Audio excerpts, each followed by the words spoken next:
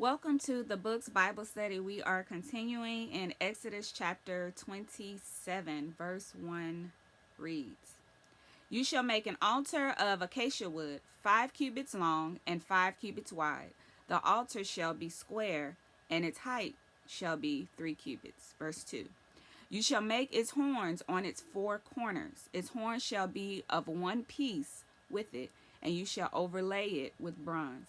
So now we are at the place where they are building an altar, where the sacrifice will be burnt, right? So it's 7.5 feet long, 7.5 feet wide, 4.5 feet high. So the horns needed to be created with the altar, not as a separate piece, right?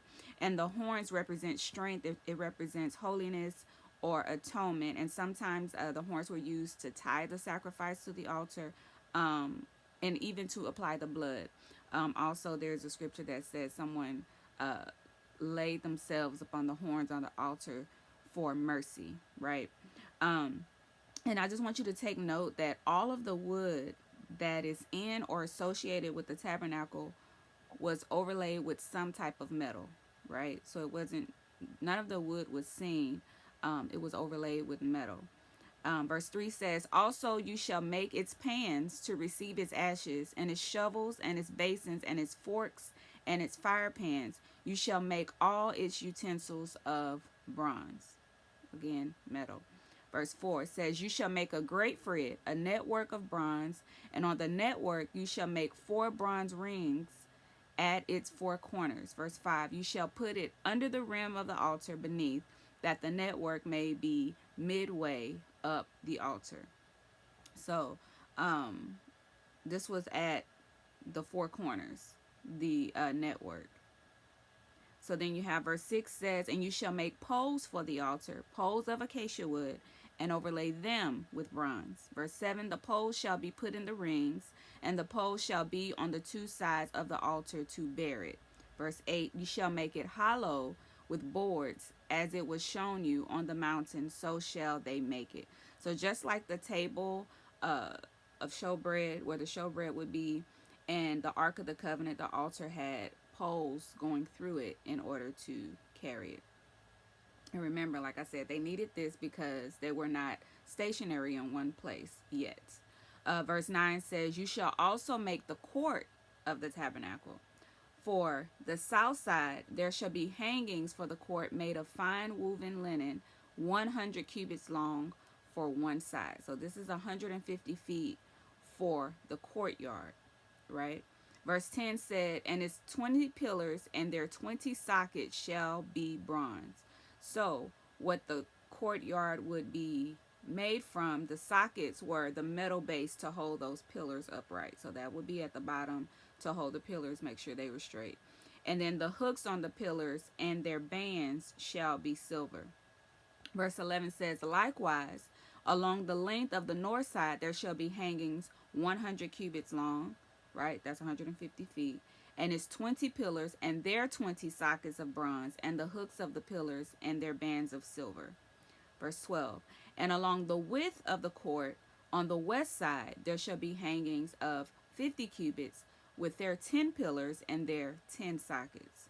Okay, so the hooks and the bands, or the connecting rods and fasteners, held the curtains to the pillars. So you have the curtain that is attached by the silver hooks, right, hanging on the pillars, and then the pillars are standing in those sockets, in those bronze bases, right? So verse 13 says, The width of the court on the east side shall be 50 cubits, which is 75 feet, right? So you have 150 by 75 is the courtyard. Verse 14 says, The hangings on one side of the gate shall be 15 cubits, which is 22.5 feet, with their 3 pillars and their 3 sockets. Remember, the sockets are the bases that holds the pillars up. Verse 15 says, And on the other side shall be hangings of 15 cubits with their 3 pillars and their 3 sockets. Verse 16, For the gate of the court there shall be a screen 20 cubits long, it's 30 feet, woven of blue, purple, and scarlet thread, and fine woven linen made by a weaver. It shall have 4 pillars and 4 sockets. Verse 17, all the pillars around the court shall have bands of silver. Their hooks shall be of silver and their sockets of bronze. So the fasteners are silver, and the sockets that hold the pillars.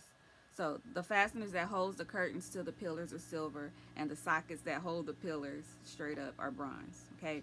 Verse 18, the length of the court shall be 100 cubits, the width 50 throughout, and the height 5 cubits. So 5 cubits is 7.5 feet tall. So the tabernacle, if you remember, those pillars were 15 feet, but the courtyard is only 7.5 feet. Made of fine woven linen and its sockets of bronze. So the whole courtyard is 150 feet by 75 feet, 7.5 feet tall. Okay. And the courtyard used bronze and silver, right, while the inner sanctuary used gold. So, verse 19. All the utensils of the tabernacle for all its service, all its pegs, and all the pegs of the court shall be of bronze. Verse 20, and you shall command the children of Israel that they bring you pure oil of pressed olives for the light, to cause the lamp to burn continually. Verse 21, and the tabernacle of meeting, which that was the entire structure, the courtyard, the inner court, outer court, all of that. In the tabernacle of meeting, outside the veil, which is before the testimony, Aaron and his sons shall tend it from evening until morning before the Lord. It shall be a statute forever to their generations on behalf of the children of Israel. Okay, so you have the inner sanctuary, right, where you have the most holy, which is also called Holies of Holies. That part was 15 feet by 15 feet. And then you have just the holy place, which is right outside of the Holies of Holies.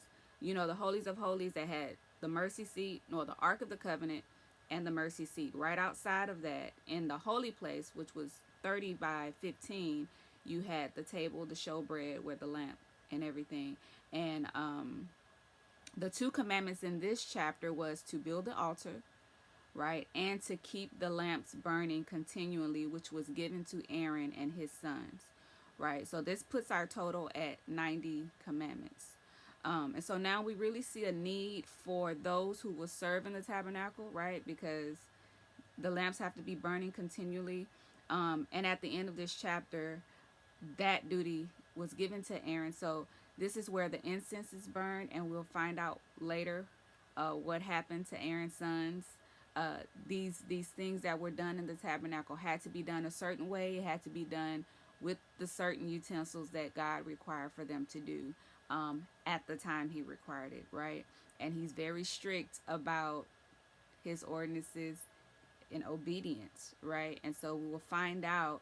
So now you know where the beginning of it is. So in Exodus chapter 27 is where Aaron and his sons are given the duty of keeping the lamps burning continually, right?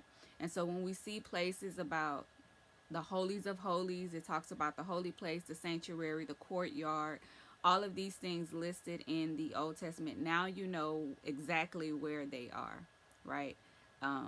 When they are in these places or when they're talking about these places.